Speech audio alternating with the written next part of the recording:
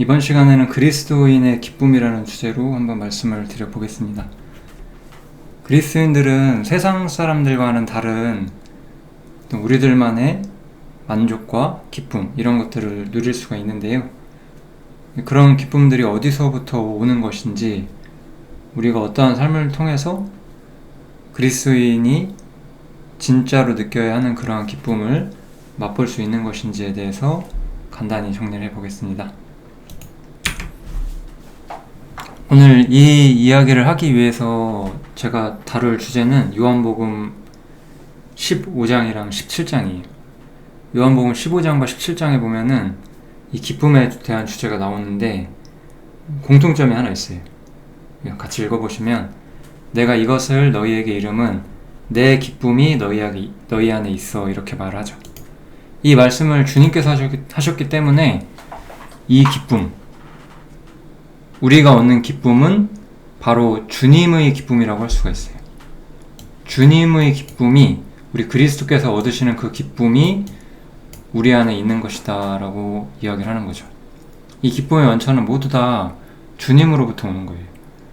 이 말은 주님 때문에 우리가 기뻐한다라는 말이라기보다는 주님이 기뻐하시는 것들을 우리도 기뻐할 수 있다라는 말에 가깝다는 거죠. 내가 어떤 주님에 관한 무언가를 해서 그로 인해서 내가 만족을 얻고, 그거는 주님이 원인이 될 수 있지만 결국은 내가 기쁜 거잖아요. 그런 게 아니라 주님이 기뻐하시는 것을 나도 기뻐한다는 것, 이런 측면들을 이야기하고 있습니다. 여기도 보시면, 내가 아버지께로 가오니 내가 세상에서 이 말을 하옵는 것은 저희로 내 기쁨을 저희 안에 충만히 가지게 하려 함이니이다, 이렇게 말을 하고 있죠. 여기 있는 기쁨은 전부 다 그래서 주님께서 얻으신 기쁨을 우리가 얻는다는 측면을 강하게 이야기를 하고 있어요. 이런 부분들에 대해서 이 요한복음 15장과 17장을 통해서 좀 간단히 정리를 한번 해보겠습니다. 요한복음 15장을 먼저 살펴보시면 이제 포도나무 이야기가 나오죠. 예수님께서는 자신을 참 포도나무라고 말씀을 하셨어요. 여기 보시면 내가 참 포도나무요, 이렇게 말씀을 하시죠. 이 포도나무라는 비유를 왜 하셨는가를 우리가 생각을 해봐야 되는데, 이 포도나무는 구약 성경에서부터 이미 언급이 되고 있는 방식이에요. 시편에 보면은 주께서 한 포도나무를 애굽에서 가져다가 열방을 쫓아내시고 이를 심으셨다. 딱 봐도 이게 이스라엘이거든요. 이스라엘이 출애굽을 하고 애굽에서 나와서 열방, 가나안 땅 민족들을 쫓아내시고 거기에 이제 이스라엘 나라를 세우셨잖아요. 이 모든 이야기를 하는 거기 때문에 이 포도나무는 이스라엘을 말한다고 할 수 있죠. 이사야 성경에도 보면은 하나님께서 그 이스라엘에 대해서 어떤 식으로 말씀을 하시냐면, 땅을 파서 돌을 제하고 극상품 포도나무를 심었다라고 말씀을 하세요. 그런데 그래서 좋은 포도 맺기를 바라였는데 들포도를 맺혔다. 주님께서 포도나무를 심으셨어요. 이스라엘이라는 민족을 이 땅에 세우셨는데 그들은 불순종을 했고 하나님을 영화롭게 하지 못했어요. 그것에 대해서 말씀하시기를, 좋은 포도 맺기를 바랐지만 실제로는 들포도를 맺혔다, 이렇게 말씀을 하시는 거죠. 그래서 이스라엘은 포도나무였는데 하나님한테 열매를 드릴 수 없는 포도나무였던 거예요. 그래서 이제 새로운 포도나무로서 주님이 오신다는 거예요. 이 이야기는 결국 아주 중요한 이야기를 하나 우리가 생각해 볼 수 있는데, 이스라엘은 하나님을 영화롭게 하는데 실패했다는 거예요. 이스라엘은 하나님을 영화롭게 하는데 실패했고, 이제는 새로운 공동체가 세워진다는 거죠. 쉽게 말하면 교회인 거죠, 교회. 그렇지만 이 포도나무가 교회 자체를 의미하는 것은 아니에요. 이 포도나무라는 것은 주님, 본래 이스라엘이 가지고 있던 하나님의 축복을 얻을 수 있는, 하나님의 축복과 기쁨을 얻을 수 있는 이스라엘의 위치는 이제 아무런 소용이 없다는 의미가 되는 거예요.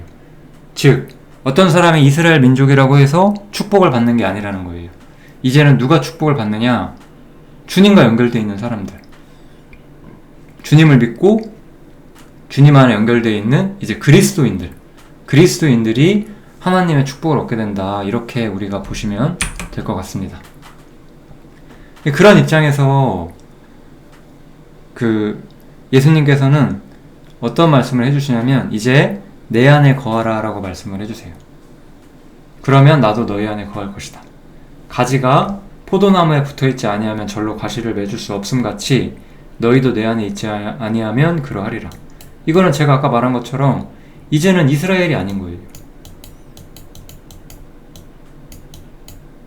이스라엘은 자신들이 유대교를 가지고 하나님을 잘 섬기고 있기 때문에 하나님께서 자신들에게 복을 줘야 한다고 생각을 했어요.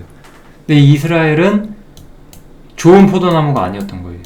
그러니까 이제 이스라엘 민족으로서 유대교 신앙을 가지고 하나님을 섬긴다고 해서 올바른 신앙일 수가 없는 거죠. 이제 주님이 오셨고 이스라엘의 어떤 신앙은 이제 제쳐지게 되는 거잖아요.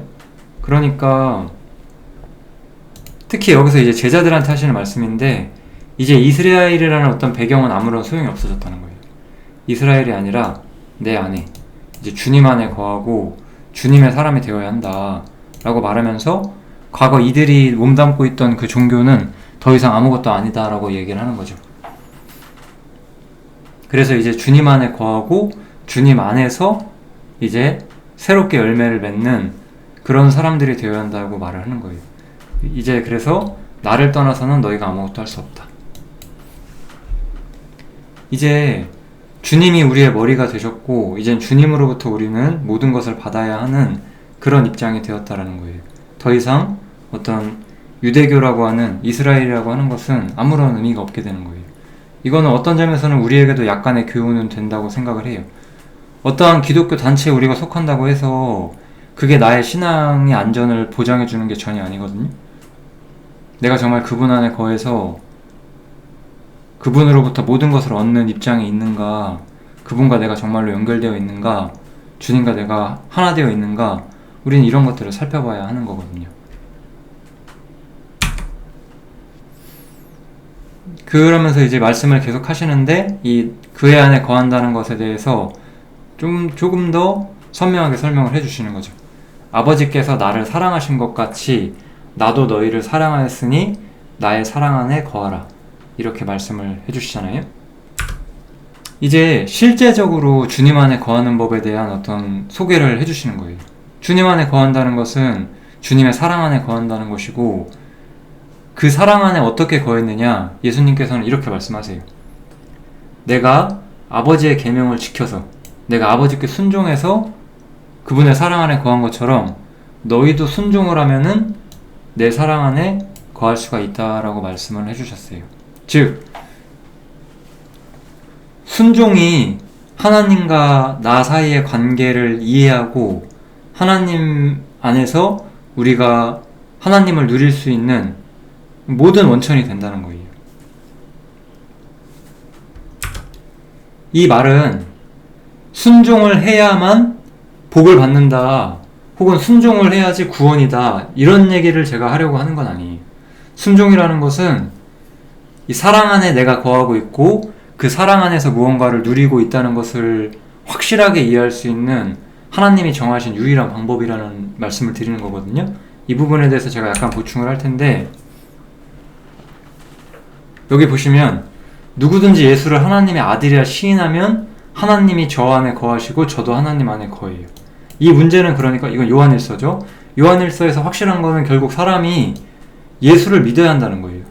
예수를 하나님의 아들로서 우리의 구세주로서 믿어야 돼요. 믿음을 통해서 우린 이미 하나님 안에 거하고 하나님도 우리 안에 거하는 거예요. 우리가 순종을 해서 하나님 안에 거하게 되는 게 아니고 우리가 믿음을 통해서 하나님 안에 거하는 거죠.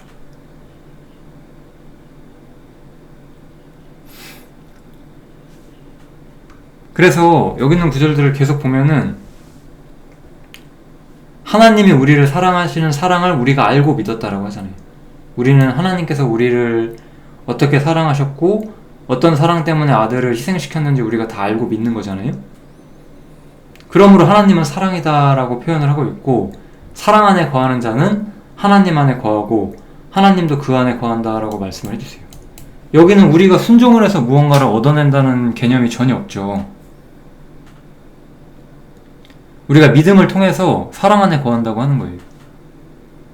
그 믿음을 통해서 사랑이 우리 안에 온전히 이루게 되고, 이것 때문에 우리가 심판날의 담대함을 갖는다라고 말해요. 즉, 우리한테 가장 먼저 필요한 것은 예수가 우리의 구세주로서, 하나님의 아들로서 세상에 오셔서 죄인들을 위하여 십자가에 못 박히셨고 부활하셨고 하늘에 오르셨다는 거예요. 우리가 그것을 믿음으로써 그 십자가의 희생을 통해서 우리가 하나님의 사랑을 이해하고, 하나님께서 우리를 사랑하시고 우리를 위하신다는 걸 우리가 보는 거잖아요. 그걸 믿는 거죠. 믿음을 통해서 우리가 하나님 안에 거하는 거고, 또 한편으로는 사랑 안에 거한다고 우리가 말을 하는 거예요. 다 믿음을 통해서 되는 거예요. 그럼 순종은 우리한테 무엇을 의미하는 것이냐? 순종은 내가 이것을 너희의 이름은 내 기쁨이 너희 안에 있어 너희 기쁨을 충만하게 하려 함이니라, 이렇게 말씀을 해주세요. 순종을 통해서 우리가 무엇을 알 수 있냐면 주님이 기뻐하시는 걸 알 수가 있는 거예요. 주님은 그 십자가 사역을 통해서 완전히 만족을 하셨어요. 우리가 이사야 53장 같은 구절을 보면은, 그리고 이제 요한복음 같은 데도 보면은 예수님께서 모든 일을 마치신 후에 다 이루었다 이런 말씀을 하시잖아요. 하나님의 뜻에 순종함으로써 예수님은 하나님을 영화롭게 하셨고, 하늘에 자신의 처소를 예비하셨고, 이제 자기의 신부가 될 교회가 그 영광 가운데 함께 참여하도록 해주셨어요. 그 모든 것들을 완성하신 것이 주님에게는 가장 큰 기쁨이셨거든요. 그 기쁨을 이제 원래 주님만의 기쁨이었는데 이제 그 기쁨을 우리도 누리게 해주신다는 거예요.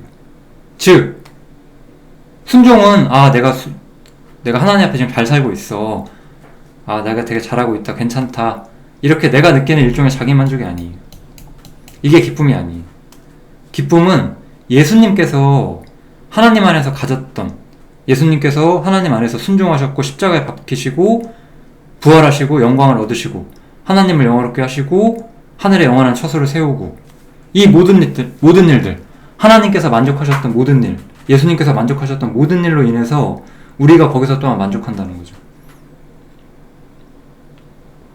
주님이 우리를 위하여 해주신 일, 그것 때문에 우리가 얻게 되는 그 위대한 우리의 위치, 하나님 보좌 우편에 앉게 된 우리의 자리, 이런 것들이 우리가 기뻐하게 되는 거고, 전 이 문제에 대해서 우리가 순종이 필요하다고 좀 느끼고 있어요. 왜 그러냐면은, 저는 성경을 말하는 사람으로서 이런 경험을 우리가 할 수가 있어요. 우리 모두가 그렇거든요. 제가 무언가 말씀을 통해서 무언가 느꼈고 무언가 얻었던 그 기쁨에 대해서 예를 들어 이렇게 간증을 해요. 그러면 저게 왜 기쁠까? 라는 우리가 그런 궁금증이 생길 수가 있는 거예요. 당연한 거 아니야? 저게 그렇게 기쁠 일인가? 이렇게 생각할 수도 있는 거죠. 우리가 그거를 그렇게 생각하는 이유가 뭐냐면 순종을 하지 않고 있기 때문일 수도 있다라는 거예요.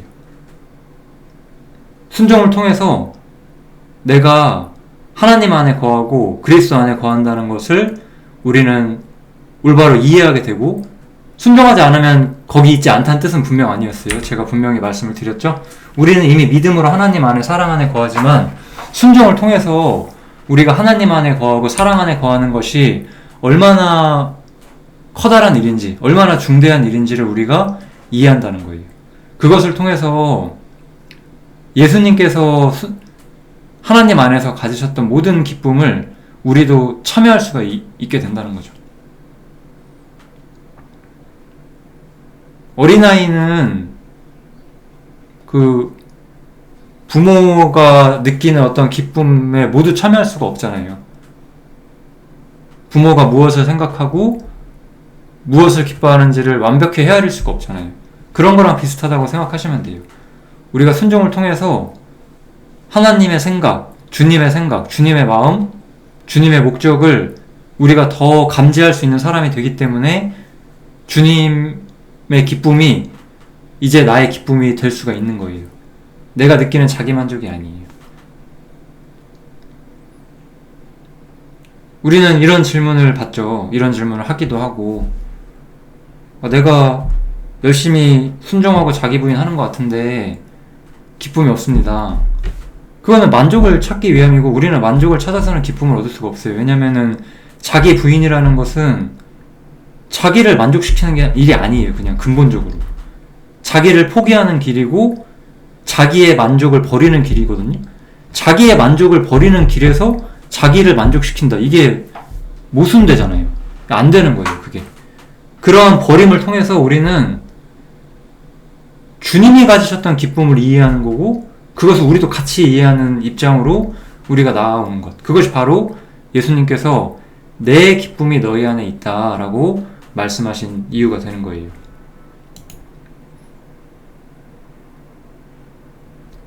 주님께서 얻으신 모든 것들, 주님께서 우리에게 주신 모든 것들을 기뻐하는 거예요. 15장은 주님께서 얻으신 부분이 좀 더 강조가 되고 있고, 이제 17장에서는 주님께서 우리에게 주시는 부분이 또한 언급이 되어 있다고 좀 생각을 하고 있습니다. 이제 17장을 보면은 예수님께서 이렇게 기도를 하시죠. 아버지여, 때가 이르렀사오니 아들을 영화롭게 하사 아들로 아버지를 영화롭게 하게 하옵소서. 내 것은 다 아버지의 것이요 아버지의 것은 다 내 것이온데 내가 저희로 말미암아 영광을 받았나이다, 이렇게 표현을 하죠. 여기 보면은 십자가를 통해서 아들이 영화롭게 되고 아버지가 영화롭게 되었다는 아주 중대한 사실이 언급이 되고 있어요. 요한복음 13장 31절에도 나오죠. 십자가 희생을 통해서 아버지께서 영광을 얻으시고 아들 또한 그 영광을 얻은 아버지께서 아들을 영화롭게 하신다는 거죠. 이 아들이 얻은 영화를 통해서 아들은 이제 예수님께서는 아버지의 것을 다 자기 것으로 얻게 됐어요. 하나님 보좌 우편에 앉아서 하나님의 모든 것을 기업으로 얻는 만물의 상속자, 둘째 세상의 머리, 그런 압도적인 위치를 주님께서 소유하게 하시게 되신 거예요. 그래서 아버지의 것은 다 내 것이다 라고 예수님께서는 말씀하실 수가 있었어요. 이것은 굉장히 중요한 일이었어요. 왜냐면 이제 그러한 영광을 얻으셨고 예수님은 하나님이 가지신 모든 것을 얻으셔야 했기 때문에 이제 예수님께서는 아버지와 함께 하셔야 된다는 거예요. 하나님께서 하늘에 계셨고 잠시 이 땅에 예수님께서 계셨었어요. 예수님 십자가를 통해서 모든 영광을 얻으셨어요. 이제 더 이상 예수님께서는 이 땅에 남아있으실 필요가 없게 되셨어요. 모든 영광을 얻으셨기 때문에 이 땅은 예수님이 거하기에는 너무나 작은 곳이 되어버렸어요. 예수님의 모든 영광은 하늘과 땅에 있는 모든 것들을 통일하고 모든 것들을 소유하셔야 되는 영광이었기 때문에 땅에 거하는 것은 예수님의 영광에 알맞지 않은 일이었어요. 그래서 예수님께서는 하나님께로 가신다는 거예요. 이 일은 또한 무엇을 의미하고 있느냐, 이런 상황 속에서 우리가 봐야 되는 건 무엇이냐, 우리도 아들 안에 거하잖아요. 우리도 사실 그러니까 이제는 땅에 거하기가 어울리는 사람들이 아니에요. 우리 또한 이제 하나님 보좌 우편이 우리에게 어울리고 우리도 하나님 아버지와 함께하는 것이 우리에게 마땅한 기업이고 우리가 마땅히 누려야 되는 영광이 되는 거예요. 그런데 이것이 바로 주님께서 느끼셨던 기쁨이고 이것이 바로 주님이 얻으신 영광이고 우리가 함께 가는 영광이에요. 그런데 이제 우리가 하나 생각해야 될 것이 있어요. 예수님은 이미 하늘에 오르셨지만 우리는 아직 땅에 있다라는 거예요. 우리는 아직은 땅에 있다라는 거예요. 우리가 이 문제에 대해서 생각을 해야 되는 거거든요. 그래서 예수님께서는 어떤 말씀을 하시는 거냐면 내가 아버지께로 가오니 내가 세상에서 이 말을 하옵는 것은 저희로 내 기쁨을 저희 안에 충만히 가지게 하려 함이니이다. 이렇게 말씀을 하세요. 이제 주님께서 가지신 기쁨이 있어요. 주님이 모든 영광을 이루시고 하나님 보좌에 올라가시면서 얻게 되시는 그 기쁨을 말씀을 하시는 거예요. 우리가 얻어야 되는 기쁨은 그러니까 결국 우리가 무언가 순종을 하거나 우리가 뭔가 행실을 잘해서 내가 이렇게 잘했다 이런 것들에 대한 만족도 아니고 뭔가 막연히 느끼는 뭔가 기쁨 그런 것도 아니에요.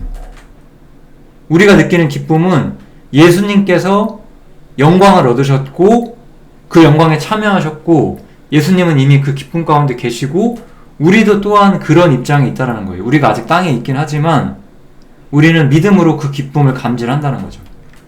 우리는 아직은 땅에 있어요. 여기서도 보시면 그래서 저희로 내 기쁨을 저희 안에 충만히 가지게 하려 함이니이다 이렇게 말하잖아요. 이 기쁨, 예수님께서 하늘에 오르시면서 얻게 되신 이 기쁨을 우리가 얻기를 원한다고 주님께서 말씀을 하시는 거예요. 이게 바로 주님의 기쁨이라는 표현이 우리한테 말해주고 있는 거예요.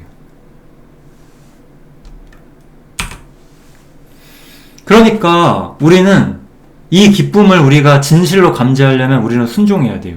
왜 그러냐면 이 기쁨은 우리가 하늘에 있다는 기쁨이고 이 하늘에 있다는 기쁨은 반대로 말하면 세상에 속하지 않았다는 기쁨이에요. 그런데 우리가 순종하지 않는다. 그럼 우리는 세상에 있는 사람이 세상 사람과 함께 거하는 것이고 세상에 휩쓸려 살고 있다는 것이고 세상에 휩쓸려 살면서 세상에 속하지 않는 기쁨을 누리는 것은 불가능한 거예요.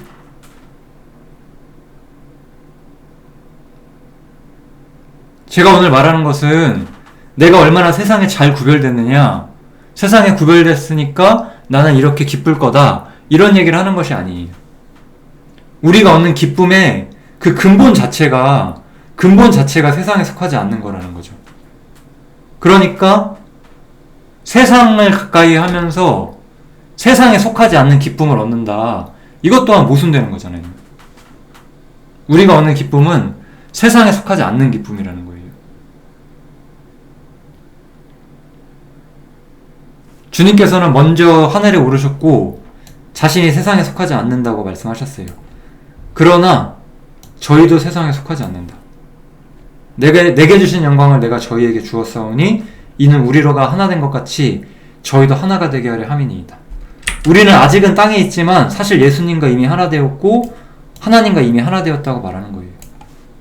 하나님과 예수님께서는 하늘에 있는 영광을 완수하셨기 때문에 기뻐하고 계시고 우리도 그 기쁨 가운데 참여한다는 거예요.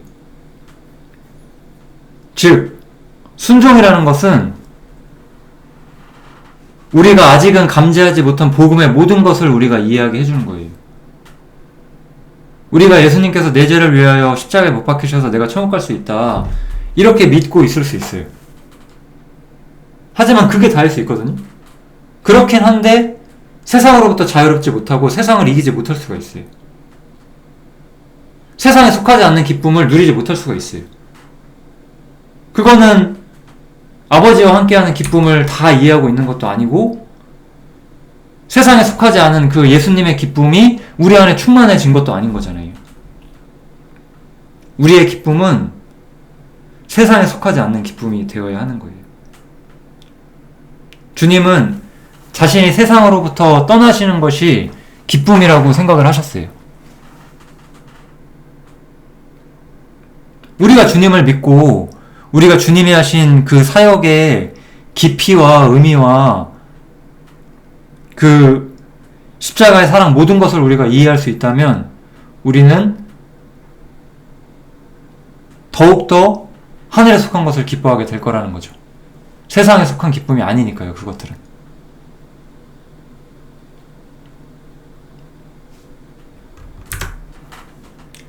우리의 어떤 행동을 통해서 우리 자신이 만들어내는 기쁨이 아닌 거예요. 순종하는 삶이라는 것은 어떠한 특정한 행동을 완수하는 것이 아니라 그 삶의 길 여정 가운데서 우리가 진실로 세상에서 구별된다는 것을 이해하는 것이고, 세상에서 구별된 사람만이 누릴 수 있는 진정한 기쁨을 우리가 이해하고 있다는 거죠. 왜냐하면 주님의 기쁨이 세상에 속하지 않았기 때문에 우리도 세상에 속하지 않을 때 그 기쁨을 누릴 수가 있다는 거예요. 요한일서 2장에 이런 말이 있잖아요. 이 세상이나 세상에 있는 것들을 사랑하지 마라. 이 세상에 있는 것들에는 아버지의 사랑이 거하지 않는다. 세상 속에서는 아버지의 사랑이 거하지 않아요. 그러니까 세상에 속하지 않는 기쁨을 세상 속에서 누릴 수가 없는 거예요. 이 기쁨은 예수님의 기쁨이셨어요. 어떻게 보면 우리의 기쁨은 이제 이 예수님이 얻으셨던 이 기쁨이 나에게 주어진다는 거예요. 내가 무언가를 해서 얻는 게 아니라. 그래서 이것은 추상적인 문제가 아니라 주님께서 얻으신 영광, 주님께서 얻으신 기업, 그것들을 우리가 즐거워하는 거에 있고, 그것들의 실체를 우리가 만지기 위해서는 우리는 순종하는 삶이 필요하긴 하다는 거예요. 순종하면 그냥 얻어지는 건 아니에요. 그러니까 우리가 그래, 순종하면 얻을 수 있어. 오늘 나는 자기 부인 해보자. 오늘 하루 자기 부인 하면 얻어진다. 이런 게 아니라는 거죠. 그거는 내 행동의 대가로서 내가 원하는 기쁨인 거잖아요. 그게 아니라 순종하는 삶 속에서 우리가 처한 진정한 위치를 이해하게 되고, 세상에 속하지 않고 내가 세상으로부터 빠져나와서 하나님의 세계 속에 들어왔다는 것을 내가 이해하면 이해할수록 나의 기쁨은 커질 거예요. 우리가 이걸 머리로는 이해할 수 있을지라도 세상에 있는 복잡한 많은 일들, 의무들, 즐거움들에 빠져 살고 있을 때 우리는 세상에 속하지 않은 기쁨을 잘 못 느끼게 되는 거죠.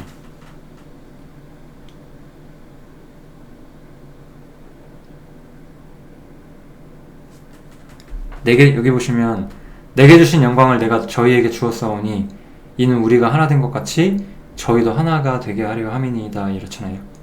우리는 주님과 하나 되어서 주님이 얻으시는 기쁨을 얻어야 되는 건데, 주님은 이 땅에 있는 기쁨을 추구하지 않으셨고 하늘에 있는 기쁨을 추구하셨잖아요. 그러니까 우리도 세상에 속하지 않은 기쁨, 주님이 가진 그 기쁨을 우리가 함께 누리는 사람이 되어야 하는 거죠. 이러한 기쁨, 제가 오늘 말씀드렸던 이 기쁨들, 내가 무엇을 해서 내가 얻는 그 기쁨이 아니라 주님의 기쁨인 거예요. 주님의 기쁨이 너희 안에 거한다. 주님의 기쁨이 우리 안에 있다. 이런 얘기를 하는 거잖아요. 그래서 우리는 어떠한 자기만족을 느끼는 것이 아니라 주님께서 가지고 계셨던 그 기쁨을 우리가 이해함으로써 우리가 그 기쁨을 누릴 수가 있다. 이렇게 생각을 하시면 될 것 같습니다. 여기까지 하겠습니다. 감사합니다.